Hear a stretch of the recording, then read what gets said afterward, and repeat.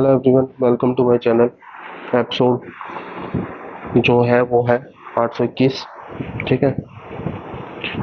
शिवम को इस वक्त सोमना के लिए बहुत बुरा लग रहा था और उसे विश्वनाथ दिवाकर के लिए भी बुरा लग रहा था। हालांकि विश्वनाथ दिवाकर ने शिवम से मिलने के लिए मना कर दिया था, पर शिवम अभी भी उन्हें जज नहीं कर रहा था। उसे ऐसा लग रहा था कि हो सकता है कि विश्वनाथ दिवाकर की तबीयत सच में ज़्यादा खराब हो। इस वजह से वह शिवा से ना मिल पा रही है। मगर इस वक्त सौम्या की भी मदद करना बहुत जरूरी था, क्योंकि विश्वनाथ शिवा के दादा के काफी अच्छे दोस्त थे। इसलिए वह उसे इस तरह की सिचुएशन में छोड़कर नहीं जा सकता था। उसे समझ में आ गया था कि विश्वनाथ और उनकी भतीजी सौम्या को गुंडे परेशान कर रहे हैं और यह जुर्म आज से नहीं कई समय से हो रहा है। शिवम यह सब कुछ सोच ही रहा था कि तभी लोकेश ने सौम्या की कमर पर हाथ रखा और उसे अपनी तरफ खींचते हुए कहा, मुझे तो ऐसा लगा था कि तुम्हारे चेहरे के साथ साथ तुम्हारा स्वभाव भी काफी शांत होगा।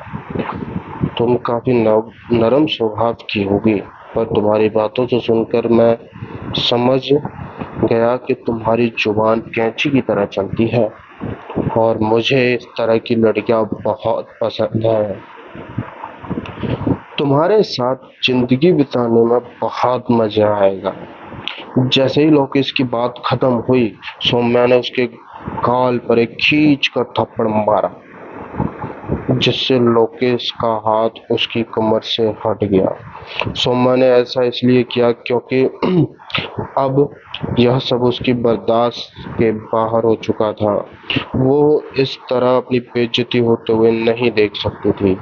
लोकेश को थप्पड़ मारने के बाद उसने उसकी तरफ देखते हुए गुस्से से चिल्लाते हुए कहा, बहुत हो गई तुम्हारी बकवास। मैं तब से तुम्हें समझाने की कोशिश कर रही हूँ कि मेरे अंकल तुम्हें तुम्हारी रकम दे देंगे, पर तुम्हें समझ में नहीं आ रहा है। मेरे अंकल ने तुमसे 1 लाख रुपए उधार लिया था और वह 2 लाख चुका चुके हैं। उसके बाद भी तुम्हारा लालच खत्म नहीं हो रहा। आज तुम हमारे रेस्टोरेंट में आकर मेरे साथ बदतमीजी करने की कोशिश कर रहे हो। तुम्हारी हिम्मत कैसे हुई मेरे साथ इस तरह का बर्ताव करने की? आज तक कभी किसी लड़की ने लोकेश को इस तरह थप्पड़ नहीं मारा था। सौम्या दिवाकर का थप्पड़ खाकर लोकेश की आंखों में खून झलक उठा। उसे बहुत ज्यादा गुस्सा आ गया और उसने सौम्या का मुंह पकड़कर चिल्लाते हुए कहा, तुम्हारी इतनी हिम्मत कि तुमने मुझे थप्पड़ मारा? तुम होती कौन हो मुझसे सवाल जवाब करने वाले? मेरे पास आज भी वह कागजात रखे हैं जहां तुम्हारे अंकल ने मुझसे 1 लाख रुपए उधार लिए थे और जब तक मेरे पास सिर्फ 2 लाख ही आया है। तुमसे किसने कहा कि उन्होंने सिर्फ 1 लाख लिया है? अगर दोबारा इस तरह की बकवास करने की कोशिश की तो तुम्हारी जुबान बाहर खींच लूंगा, समझी? लोकेश की बात खत्म होते ही सौम्या ने उसे जोर का धक्का दिया, जिससे वो दूर हट गया। उसके बाद सौम्या ने उसे उंगली दिखाकर चिल्लाते हुए कहा, धोखा हमने नहीं, धोखा तुमने हमारे साथ किया है। यह सब कुछ तुम्हारी चाल है। तुमने उस कॉन्ट्रैक्ट को पूरी तरह से बदल दिया है। मेरे अंकल ने तुमसे सिर्फ और सिर्फ 1 लाख रुपए उधार लिया था। तुमने जबरदस्ती उसे 10 लाख किया है और हमें मजबूर किया है कि हम उस 10 लाख को चुकाएं। हालांकि कि हम उस चीज में भी मान गए। हम अपनी हैसियत से ज्यादा तुम्हें रकम चुकाने की कोशिश कर रहे हैं, पर तुम्हारी बदतमीजी अब हद से पार हो रही है। इससे पहले मैं कोई ऐसा कदम उठाऊं जो तुम्हें नुकसान पहुंचाने, चले जाओ मेरे रेस्टोरेंट से। सौम्या दिवाकर की बात सुनकर लोकेश जोर जोर से हंसने लगा। उसके चेहरे पर एक अलग तरह का भाव था जो किसी भी आम लड़की को डराने के लिए काफी था। उसने सौम्या की तरफ देख कर बड़ी ही शैतानी मुस्कान के साथ कहा, मैं और यहाँ तुम्हारी मर्जी पूछने नहीं आया हूँ। मैं वही करता हूँ जो मेरा मन कहता है। मैं वह तो मैंने तुमसे बातचीत कर ली तो तुम्हारे भाव कुछ ज्यादा ही बढ़ गए। तुमसे बात करके मैं अब और अपना समय बर्बाद नहीं करना चाहता। मुझे सिर्फ तुम्हारे शरीर से मतलब है। मैं तुम्हें अपने साथ रखना चाहता हूँ और वह मैं करके रहूंगा। ये तुम्हारी खुशकिस्मती है कि मेरा दिल तुम पर आ गया, वरना तुम जिंदगी भर झोपड़पट्टी में आगे पीछे घूमती रहती। अब तुम्हें एक आलीशान बंगले में रहने का मौका मिलेगा और यह मौका मैं तुम्हें जल्द से जल्द देना चाहता हूँ। लोकेश की बात खत्म होते ही सौम्या बहुत ज्यादा परेशान हो गई, क्योंकि वह रेस्टोरेंट में अकेली थी और लोकेश की हरकतों से ऐसा लग रहा था कि आज सौम्या के साथ कुछ गलत होने वाला है। अपनी बात खत्म करते ही लोकेश ने अपने पीछे खड़े आदमियों को इशारा करते हुए कहा, इस लड़की को गाड़ी में लेकर चलो। अगर विश्वनाथ ने 3 दिन में मेरे पैसे वापस नहीं किए तो 3 दिन बाद मेरी और सौम्या दिवाकर की शादी होगी। मैं ये खबर पूरी बस्ती में फैल जानी चाहिए। मैं सौम्या के साथ आलीशान शादी करूंगा जिसे देखकर हर कोई दंग रह जाएगा। लोकेश की बात खत्म होते ही उसके आदमियों ने बड़ी ही धीमी आवाज में लोकेश को जवाब देते हुए कहा, जी भाई, जैसा आप कहें।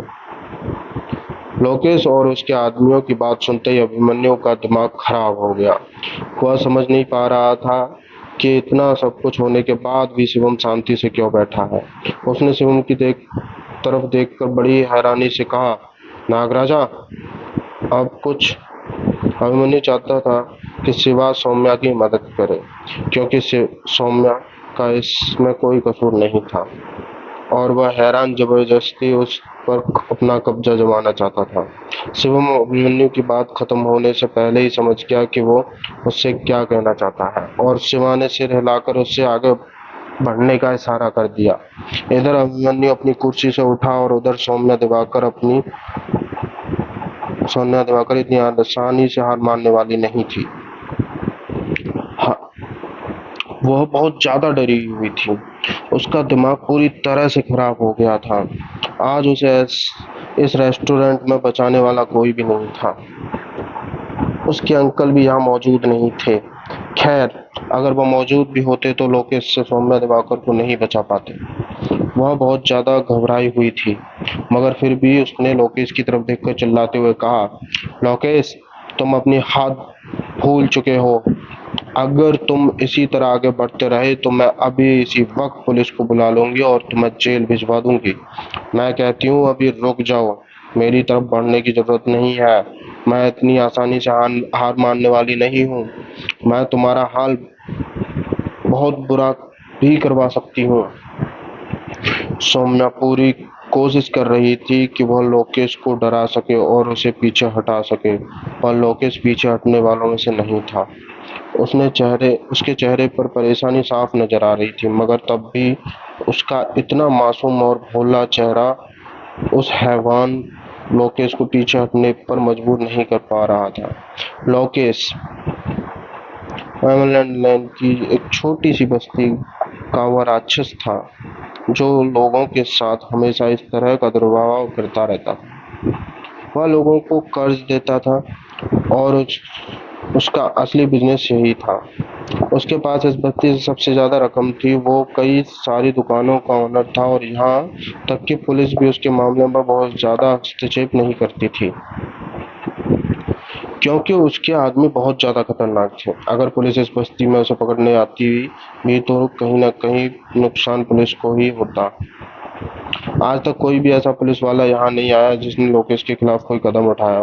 लोकेश अब और सौम्या की बकवास नहीं सुनना चाहता था, इसलिए उसने सौम्या की तरफ देखकर चिल्लाते हुए कहा, मानना पड़ेगा कि तुम इस बस्ती में इतने सालों से हो, मगर तुम्हें आज तक यह बात पता नहीं चली कि अब तक कोई भी पुलिस चौकी नहीं बनी जो लोकेश के खिलाफ कदम उठा सके।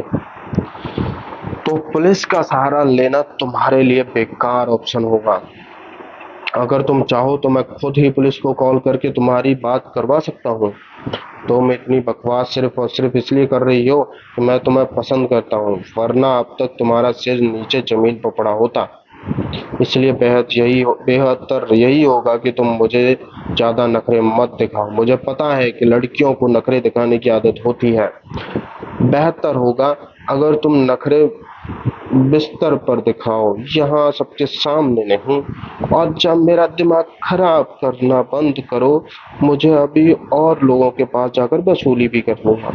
बेहतर होगा कि तुम गाड़ी में जाकर बैठ जाओ, वरना मुझे तुम्हें यहाँ से घसीट कर गाड़ी में भिजवाना पड़ेगा, जो मुझे बिल्कुल अच्छा नहीं लगे। मैं तुम्हें 1 मिनट का समय देता हूँ, चुपचाप गाड़ी में जाकर बैठ जाओ। अपनी बात खत्म कर लोकेश कुछ देर रुका। वह सोच रहा था कि सौम्या दिवाकर शांति से गाड़ी में जाकर बैठ जाएगी, पर सौम्या गाड़ी में नहीं बैठी, जिसे देखकर उसका दिमाग बहुत ज्यादा खराब हो गया। उसने अपने पीछे खड़े आदमियों की तरफ देखकर चिल्लाते हुए कहा, ऐसे घसीट कर गाड़ी में लेकर जाओ, ध्यान रहे बस शरीर पर कोई चोट नहीं आनी चाहिए, वरना मैं तुम लोगों के शरीर तोड़ दूंगा। लोकेश की बात खत्म होते ही लोकेश सारे आदमी सौम्या दिवाकर की तरफ आगे बढ़ने लगे, और जब वह सौम्या को पकड़ने ही वाले थे कि तभी 2 आदमियों के गालों पर थप्पड़ पड़ा और वह नीचे जमीन पर गिर गए। वह अभिमन्यु का थप्पड़ था और वह दोनों आदमी अभिमन्यु का थप्पड़ झेल नहीं पाए। अभिमन्यु सौम्या दिवाकर के आगे आकर खड़ा हो गया और उसने लोकेश की तरफ देखकर चिल्लाते हुए कहा, दरवाजा वो रहा, जितनी जल्दी बाहर चले जाओगे उतना तुम्हारे लिए अच्छा होगा, वरना बहुत बुरा होगा। अभिमन्यु की बात सुनकर लोकेश ने हंसते हुए कहा, ओह, तो अब मुझे समझ में आया कि सारे ग्राहकों के जाने के बाद भी तुम यहाँ क्यों बैठे थे, क्योंकि तुम अपनी ताकत का प्रदर्शन करना चाहते थे। शायद तुम्हारा और सौम्या दिवाकर का कुछ चल रहा है, लेकिन मुझे उससे कोई फर्क नहीं पड़ता। सौम्या दिवाकर अब मेरी है और मेरी ही रहेगी। मेरे सामने ताकत का प्रदर्शन दिखाकर तुमने बहुत बड़ी गलती की है। मेरे आदमियों को मारकर तुमने अपनी मौत को बुलावा दिया है। शायद तुम यह बात भूल गए कि अब तक किसी भी पुलिस वाले में इतनी हिम्मत नहीं जो लोकेश के आदमियों पर हाथ उठा सके, और तुम एक आम आदमी होकर इतनी बड़ी गलती कैसे कर सकते हो।